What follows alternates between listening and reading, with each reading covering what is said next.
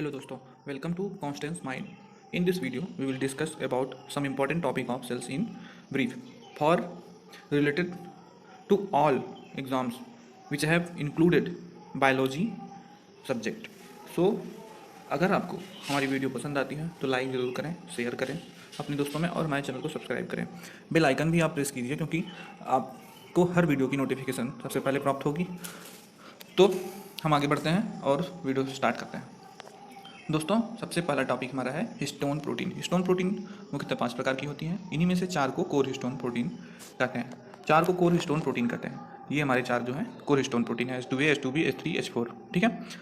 RNA तथा H1 को creep histone protein कहते हैं। डीएनए आरएनए को तथा हिस्टोन प्रोटीन मिलकर क्या बनाते हैं? क्रोमोसोम, जिसे कहते हैं गुणसूत्र, जो कि एक पीढ़ी से दूसरे पीढ़ी में स्थानांतरित होता है, जो जीन का फॉर्मेशन करता है। डुप्लीकेशन आते हैं। डुप्लीकेशन क्या है? डीएनए से डीएनए बनने की विधि को द्विगुणन कहते हैं। डीएनए से डीएनए बनने की विधि जो होती है उसको हम क्या कहते हैं? द्विगुणन कहते हैं दोस्तों। ठीक है। अब हम बढ़ते हैं आगे। ट्रांसक्रिप्शन क्या है? ट्रांसक्रिप्शन दोस्तों, ट्रांसक्रिप्शन डीएनए से आरएनए बनने की विधि को ट्रांसक्रिप्शन, जैसे डीएनए है, डीएनए से आरएनए का फॉर्मेशन अगर होता है तो वो ट्रांसक्रिप्शन कहलाता है दोस्तों। अब जैसे डीएनए डीएनए डीएनए हो गया, इससे जो है अगर आरएनए बनता है तो उसको क्या कहते हैं हम? तो ट्रांसक्रिप्शन कहलाता है। इस विधि में डीएनए की एक श्रृंखला पर आरएनए की न्यूक्लियोटाइड आकर जुड़ जाती है। न्यूक्लियोटाइड क्या है, न्यूक्लियोसाइड क्या है, ये वीडियो प्रोटीन में हमने पहले डिस्कस कर लिया है। आपको ये समझने के लिए पुराना वीडियो देखना चाहिए, आपको सब कुछ पता हो जाएगा। भले ही हम शॉर्ट में डिस्कस करते हैं, लेकिन जिन टॉपिक से रिलेटेड बात होती है वो हम जरूर बताते हैं।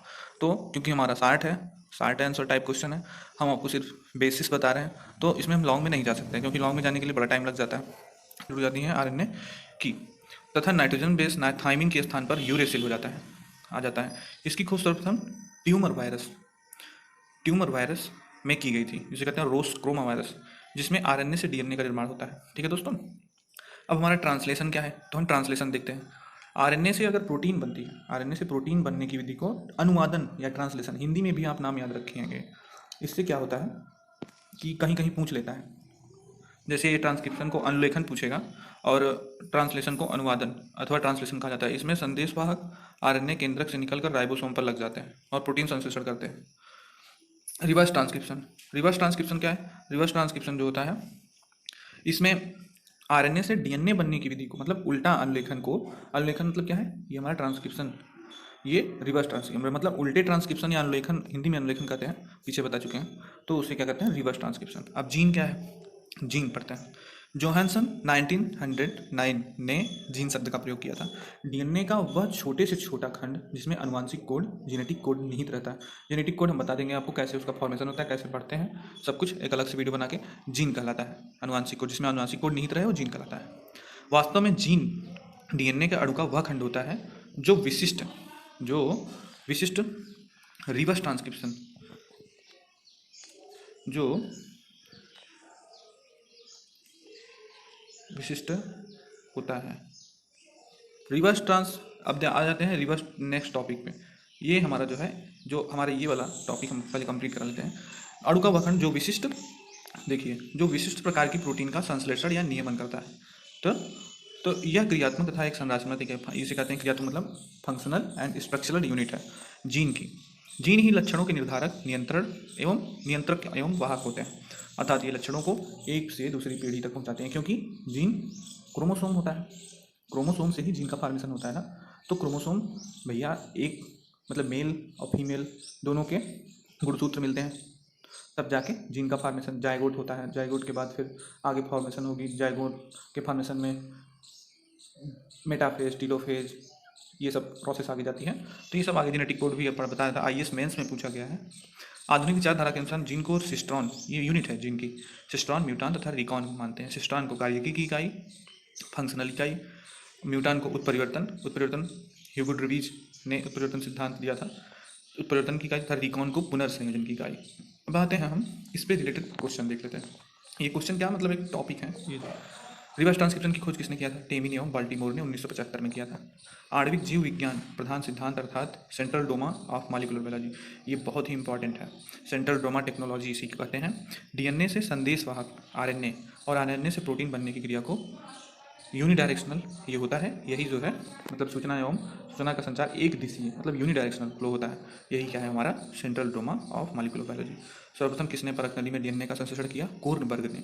यीस्ट एलानीन स्थानांतरण आरएनए के जीन का संश्लेषण सर्वप्रथम किसने किया?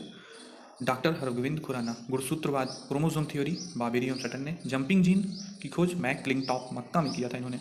डीएनए से आरएनए के संश्लेषण को दोस्तों बता चुके। डीएनए से अगर आरएनए बनता है तो अनुलेखन, वो क्या कहलाएगा? ट्रांसक्रिप्शन। डीएनए पॉलीमरेज एंजाइम किसके संश्लेषण के काम आता है? न्यूक्लियोटाइड से डीएनए। ठीक है, अब हम आगे टॉपिक में पढ़ते हैं। हमारा क्या था? पौधों और जंतुओं में अंतर क्या है? उच्च श्रेणी की जंतुओं एवं पौधों को देखने के से अत्यधिक अंतर मिलता है और वे एक दूसरे से पृथक दिखाई देते हैं, परंतु निम्न श्रेणी के जंतु एवं पौधों में सरलता से पहचान नहीं किया जा सकता। फिर भी कुछ ऐसी वस्तुएं विशेषताएं हैं जो पौधों को जंतुओं से अलग करती हैं। ये विशेषताएं आगे बताई गई हैं। तो हम आकार में ये विशेषता होती है, पौधों जंतुओं को अलग करते हैं एक दूसरे से।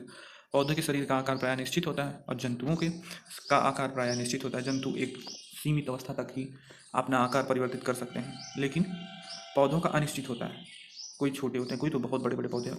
इस प्रकार से पर्णहरिण क्या? क्लोरोफिल। कवकों, जीवाणुओं एवं पूर्ण परजीवी। पौधों को परजीवी मतलब पैरासाइट होता है, होल पैरासाइट पूर्ण परजीवी। बैक्टीरिया जीवाणु को कहते हैं। फंजाई कवक होता है। को छोड़कर शेष सभी पौधों की पत्तियों तथा शिशु पौधों के तनों में पर्णहरिण पाया जाता है। पर्णहरिण क्लोरोफिल है। युगली को क्लोरोफिल क्या कहता है? क्लोरोफिल की वजह से ही, क्लोरोफिल में क्लोरोप्लास्ट वगैरह होते हैं, क्लोरोफिल की वजह से ही प्रकाश की उपस्थिति में पौधे अपना भोजन बनाते हैं। और क्लोरोप्लास्ट इसमें निहित होता है, इसी की वजह से पत्तियों का रंग हरा होता है, पौधों का रंग हरा होता है। युगलीना को छोड़कर किसी भी जंतु में पर्णहरिण नहीं पाई। इसीलिए युगलीना जो है पौधों और जंतुओं के बीच की इकाई मानी जाती है। ठीक है, क्योंकि युगलीना जो है प्लांट में भी आता है और इसमें पर्णहरिण नहीं पाया जाता है। ये जो है अपना भोजन दूसरों पर आधारित रहता है, उसके थ्रू प्राप्त करता है। प्रकाश संश्लेषण क्या है? हरे पौधे अपना भोजन स्वयं बनाते हैं। भोजन बनाने की क्रिया में हरे पौधे भूमि से जल एवं कार्बनिक लवण तथा वायुमंडल से कार्बन डाइऑक्साइड लेकर पर्णहरिण एवं प्रकाश के ऊपर सरल कार्बोहाइड्रेट का निर्माण करते हैं। इनके द्वारा विभिन्न प्रकार के अन्य भोज्य पदार्थों का निर्माण होता है। जंतु ये क्या होता है कि जल H2O, कार्बन डाइऑक्साइड वायुमंडल से लेकर पर्णहरिण एवं प्रकाश की उपस्थिति में कार्बोहाइड्रेट का निर्माण करते हैं, अपना भोजन बनाते हैं। जंतुओं में पर्णहरिण का अभाव होता है तो वे अपना भोजन नहीं बना सकते। जंतु अपने भोजन के लिए पौधों पर आश्रित रहते हैं। इसका रिएक्शन क्या है? 12H2O + 6CO2। H2O मतलब जल है, CO2 मतलब कार्बन डाइऑक्साइड। प्रकाश और पर्णहरिण की उपस्थिति में C6H12O6। C6 ये हमारा क्या है? ग्लूकोज या सुक्रोज हम कह सकते हैं। ऑक्सीजन और उसके बाद H2O निकलता है। कोशिका भित्ति क्या है? C6H12 को हम ग्लूकोज इसलिए बोले हैं क्योंकि ये कार्बोहाइड्रेट जो जिसको कहते हैं कि फार्मेशन होता है, कार्बोहाइड्रेट का फार्मेशन, इसलिए इसे हमने सुक्रोज या ग्लूकोज कहा है।